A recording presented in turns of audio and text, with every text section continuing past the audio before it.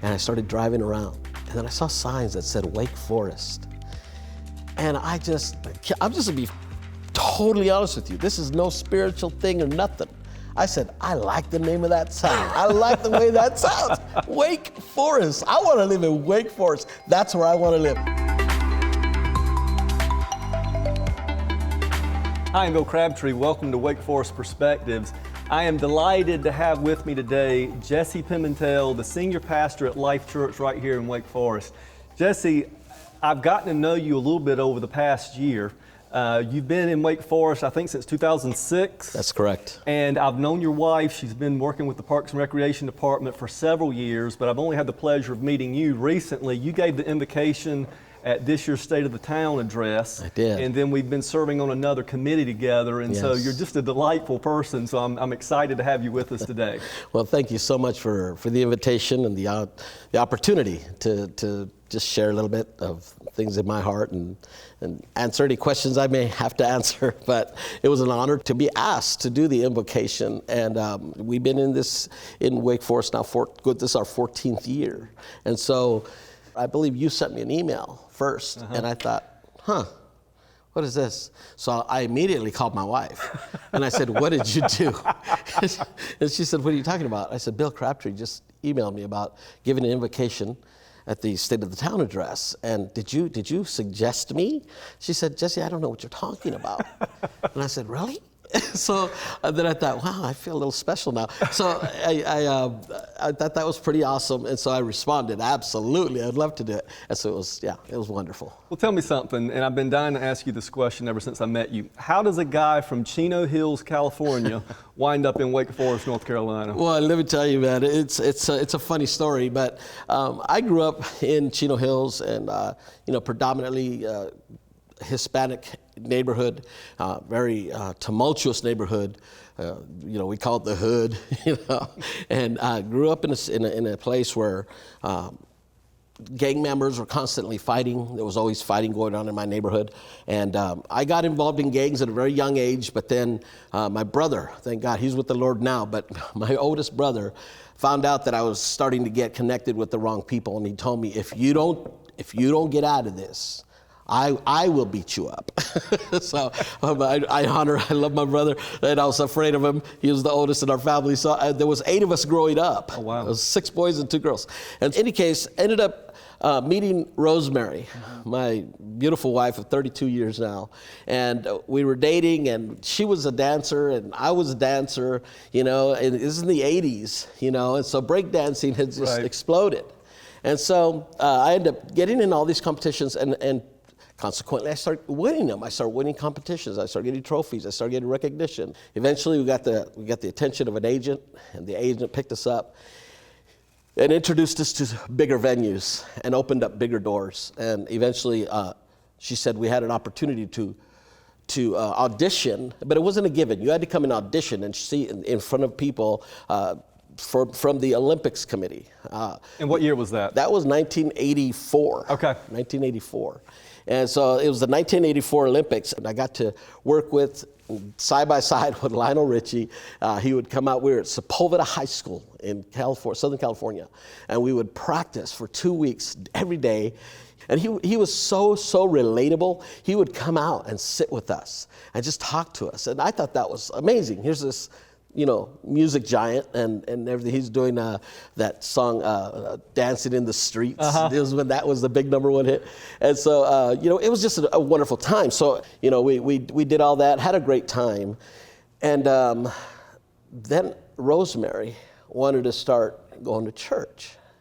Now, I went to church. I was what I call a CEO Christian. That is Christmas and Easter only, okay? I went to please her. I said, we're going one time. Just get it out of your system. We're just going to go. And so I went, and this pastor, his name was Johnny Doris. He's still alive today. Pastor Johnny Doris was speaking. He's American, and he's a Native American, and was just amazing. The way he spoke, the stories he told, it was incredible. It brought tears to my eyes. I ended up giving my life to Christ that day. That was 1988. Okay. Right around 1999, I'm serving the Lord. I become a youth pastor. Start working with teenagers. me and my wife together for the next 18 years after we got saved, we were working with young people. And in 2005, my pastor came to me. His name is Larry Neville. And he came to me and he said, Jesse, why have you not gone out to pastor a church? Because our fellowship is a movement that plants churches. And I said, well, I just, I don't know, just never have. He said, would you go? I said, yeah. And he's the one who said, what do you think about North Carolina? Did he suggest anywhere particular in North Carolina? Yes, he suggested Raleigh, the triangle area, this area. Anywhere's in this area, he said, this is where we need to come. He had suggested Raleigh. I wasn't sold on Raleigh, but I said, well, I don't know anything about it. Let's go to Raleigh. Let's go check it out. So when I got here, I was calling it Raleigh. Because for a guy from the West Coast, it doesn't read Raleigh. To me, Raleigh, in my mind, is Rollie. That's Raleigh, So when I got here and I started asking people about Raleigh, and they would say, you mean Raleigh? I said, no, Raleigh. They're like, no, it's pronounced Raleigh. And I'm like, oh. They said, you're not from here, are you? No. So that was our first encounter with people. But so we came here in 2005, and we came right around this time. It was hot and humid. Sure. And I had been to the Philippine Islands, and I've been to some humid places. So I thought, well, this is bearable. This ain't so bad. Now, my wife, Rosemary, was sold. I mean, she was like, I love. Any particular reason why? The trees. She loved the trees. Right. I was like, I can't see nothing but trees. But I don't know that I like this. And she said, it's beautiful. She fell in love with the landscape. And she just said, this is where we need to be. I feel the Lord's calling us here. I said, honey, hold on. So my wife is a go-getter. She's a fireball. She'll go for it. Me, I'm more, pragmatic. I got to think about it. I want to plan it. Hey, how are we going to do this? Before we literally moved, I flew over here to find a place for us to live, to get the children registered in schools. And I started driving around. And then I saw signs that said Wake Forest. And I'm just going to be totally honest with you. This is no spiritual thing or nothing. I said, I like the name of that town. I like the way that sounds. Wake Forest. I want to live in Wake Forest. That's where I want to live. It was that random. It was that random, but the name drew me in. I just loved the name. It sounds so, I don't know, it just sounded amazing to me. Right. It's almost magical, it was like, it's Wake Forest. Where do you live? Wake Forest. I like that. So I went. I started driving around. I really, really loved the town, the feel of the town. We were taught to go into a city and feel the heartbeat of that city.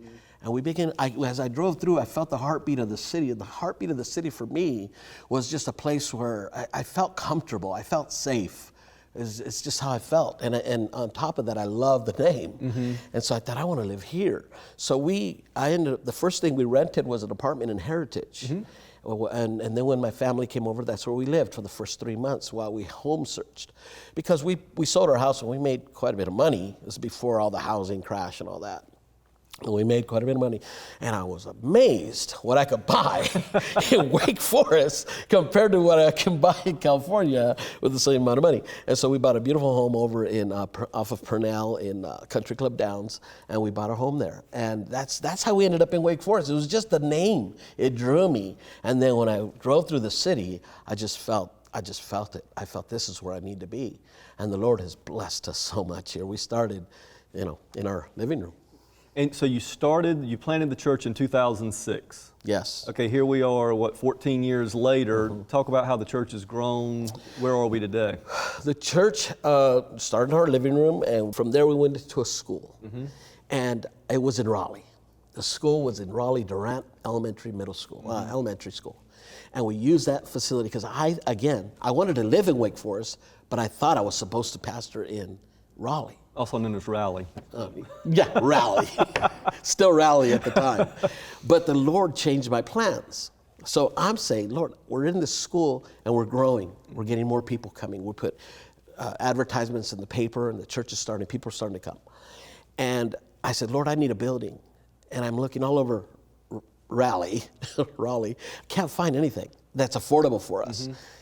But yet here in town on White Street, 218 South White Street, which is today a pub.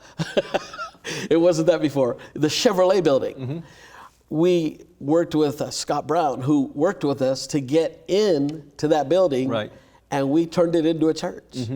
And the Lord brought me back to Wake Forest. He wouldn't open a door for me in Raleigh, but he opened doors, kept opening here in Wake Forest. So then I knew this is where I'm supposed to be. Right.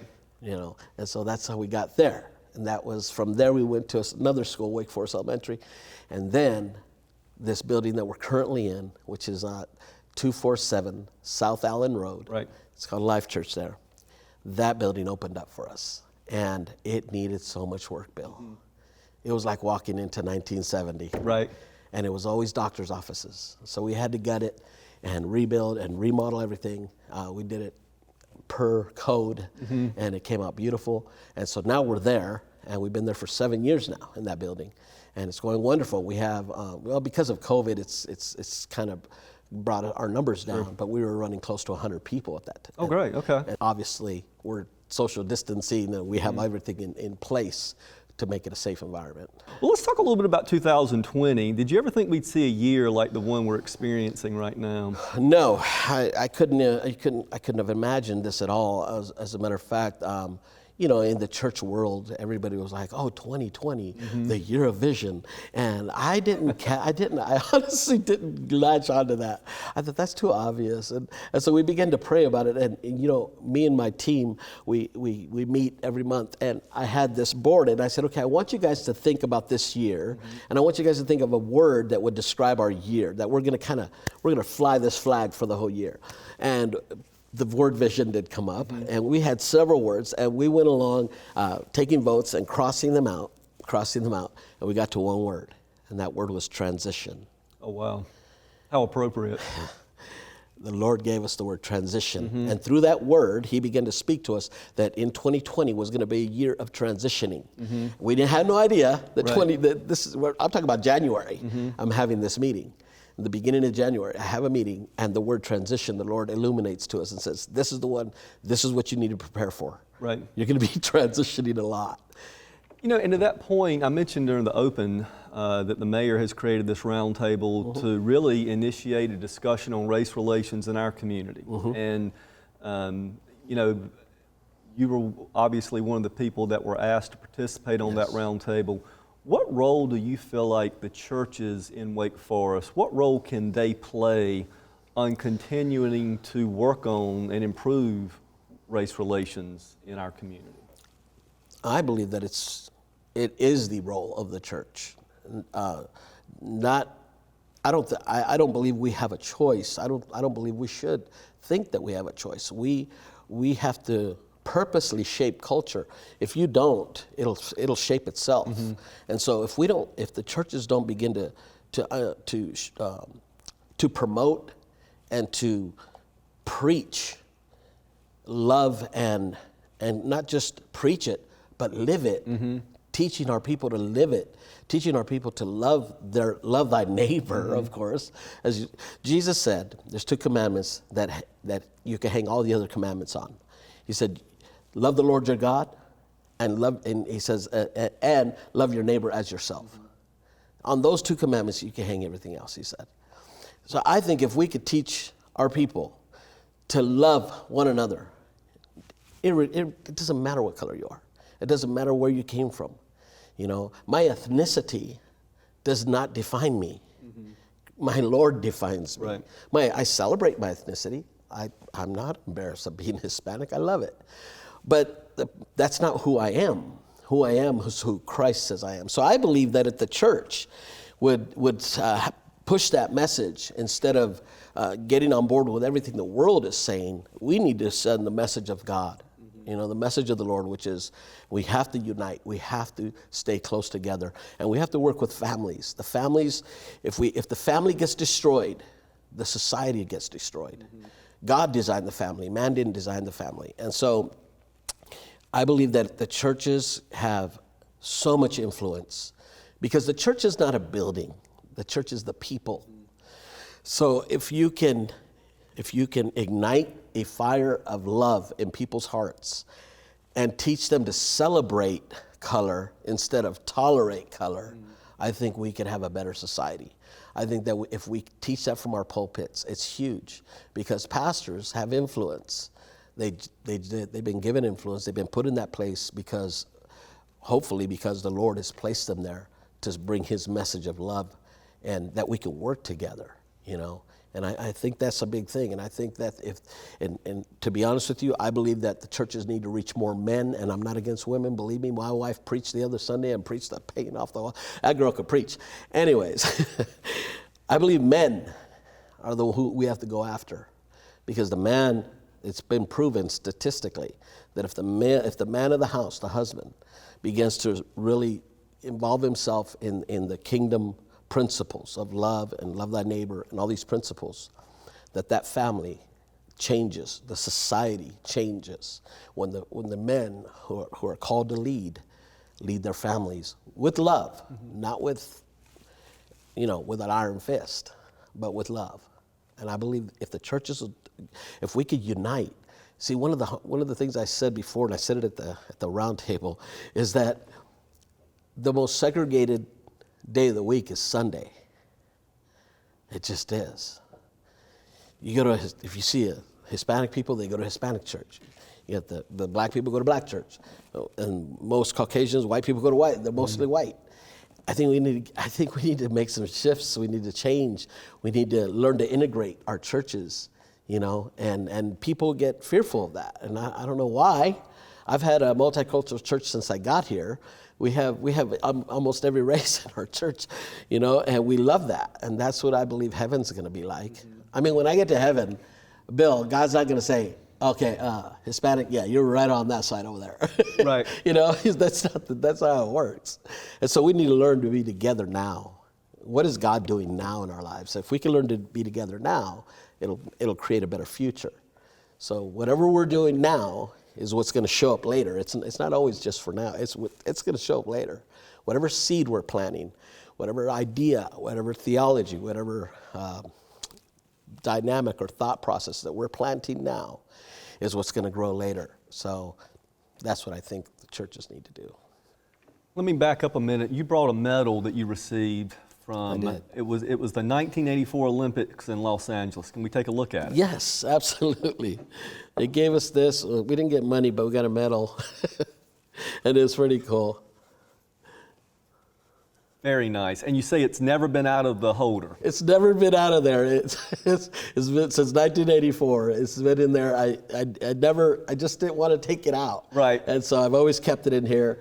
And it's something that I value and I cherish because it's a memory of my past. So you got your own medal for participating in the 1984 Summer Olympics. Then. And That's they fantastic. even gave us a big book that has our names in it. I love it. That's great. It's pretty amazing. All right, Jesse, I want to wrap things up. We call this program Wake Forest Perspectives, and I have really enjoyed hearing yours. And I think that's what this program is all about, just hearing different perspectives from different people in our community. But what we like to do, we like to ask each guest one question to wrap things up, and here's that question. I want you to complete this sentence. Okay. If not for Wake Forest, what?